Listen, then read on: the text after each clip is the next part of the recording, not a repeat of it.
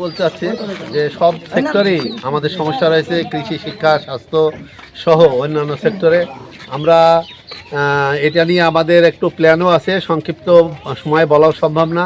বিশেষ করে কৃষকদের বিষয়টা আমরা বলি, তাদেরকে আমরা চিন্তাভাবনা আছে, আমরা তাদেরকে একটা প্রশিক্ষণের মাধ্যমে প্রশিক্ষিত করব। পাশাপাশি তাদের যে কৃষি উৎপাদন খরচটা কমানো যায়, কীভাবে পরিবহন খরচটা কমানো যায় এবং সারের ব্যবস্থা নিশ্চিত করতে হবে এবং বীজের ব্যবস্থাটা, এগুলো আমরা ইনশাল্লাহ করব।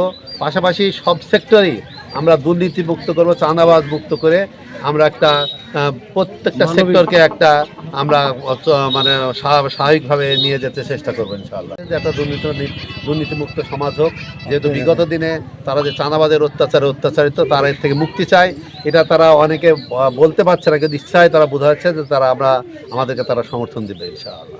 সংখ্যায় ছোটোখাটো ত্রুটি বিচ্যুতি আছে, তবে বর্তমানে এটা বলা যাবে যে মোটামুটি আমরা আশাবাদী, ভালো পরিবেশ বিরাজ করছে, সমস্যা সেরকম মনে হচ্ছে না। আগামী দিনের তারা ভবিষ্যৎ, আমাদের চিন্তাভাবনা আগামী দিনে যুবকদের হাতে আমরা সমাজটা, দেশটা তুলে দিতে চাই।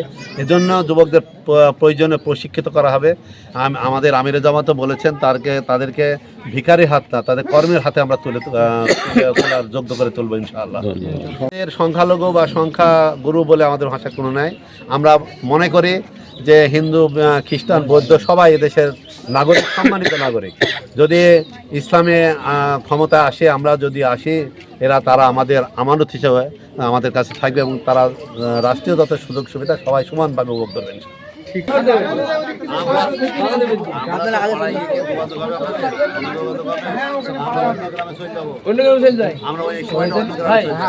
আপনার যে কোনো জায়গায় আমাদের লোক আছে কিছু।